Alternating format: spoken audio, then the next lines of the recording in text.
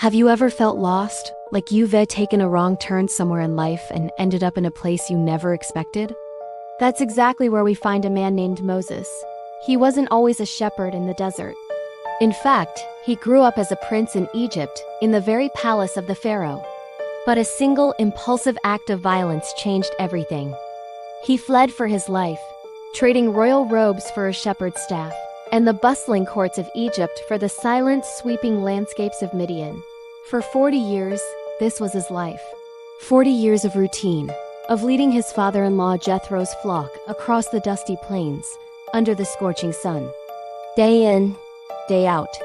He had a wife, a family, a simple life. The fire and passion of his youth, his desire to help his oppressed people. The fire and passion of his youth, his desire to help his oppressed people. The Israelites seemed like a distant memory, buried under decades of sand. He was just a man, getting older, living a quiet life far from the troubles of the world he left behind. Little did he know, his story was just beginning. One day, while leading his flock near Mount Horeb, also known as the Mountain of God, something caught his eye. It was a sight so strange, so out of place in the ordinary rhythm of his day, that he had to stop. In the distance, a bush was on fire. Now, brush fires weren't uncommon in the desert, but this was different. The flames licked and danced around the branches, engulfing the entire bush. Yet not a single leaf was turning to ash. It was burning, but it was not being consumed. Imagine the curiosity, the sheer bewilderment Moses must have felt. He'd seen countless fires in his life, but never one like this. It defied the laws of nature as he knew them. Was it a mirage? A trick of the light? He had to get a closer look. He turned aside from his path, leaving his flock, and cautiously approached this blazing paradox. This single decision, this step towards the inexplicable, would alter the course of his life and the history of his people forever. As he drew near, a voice boomed from within the flames. A voice that was both terrifying and majestic. "Moses! Moses!" It called. Can you even fathom that moment? A voice from a burning bush calling your name.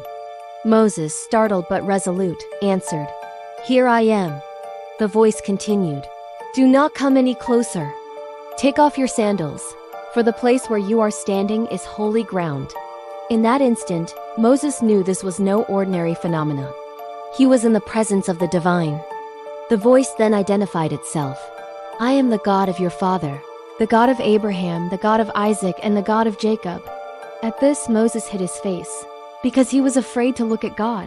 This wasn't just any deity. This was the God of his ancestors, the one he'd heard stories about, but had likely felt distant from during his long exile.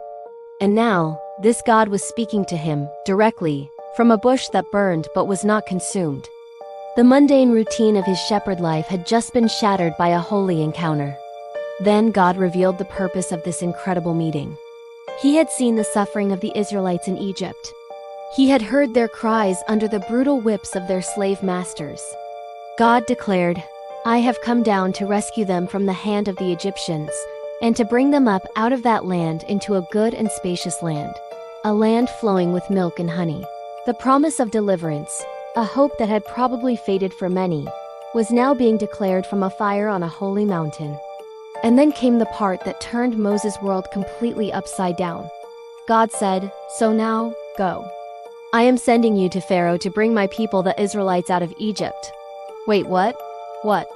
Moses the fugitive? The forgotten prince? The humble shepherd? Him?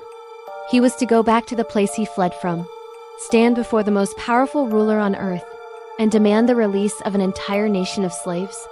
The idea must have sounded impossible, even absurd. Moses' reaction was immediate and deeply human. "Who am I?"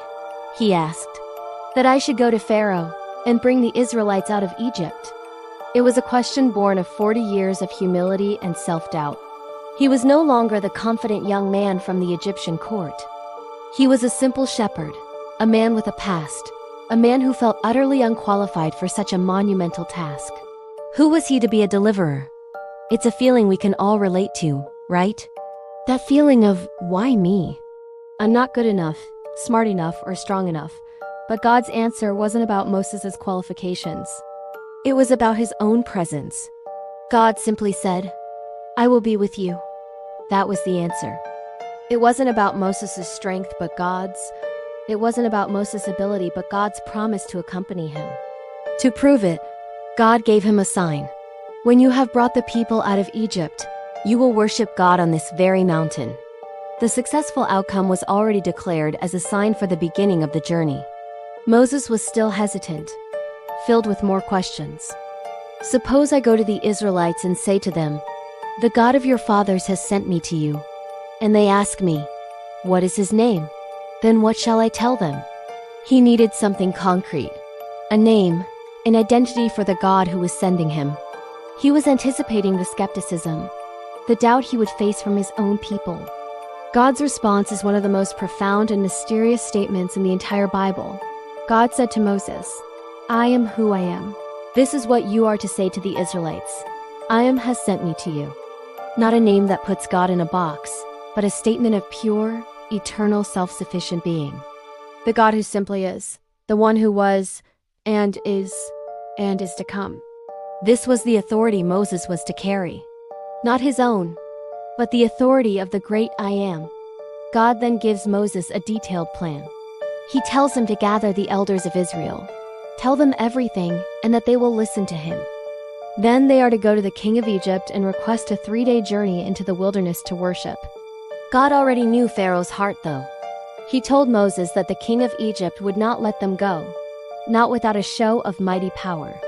God promised to stretch out his hand and strike the Egyptians with wonders, and after that, Pharaoh would finally let them go. This encounter at the burning bush was the ultimate turning point. It was the moment a shepherd was called to be a prophet, a fugitive was commissioned to be a deliverer. Moses walked up that mountain as a man hiding from his past, and he walked down as a man entrusted with the future of a nation. His life of quiet obscurity was over. He was being sent back into the heart of the storm. But this time, he wasn't going alone. He was going with the promise, "I will be with you," and the authority of the great I Am.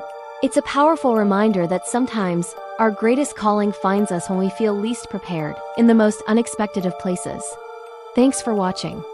If you found this story as fascinating as I do, be sure to like, subscribe, and hit that notification bell for more.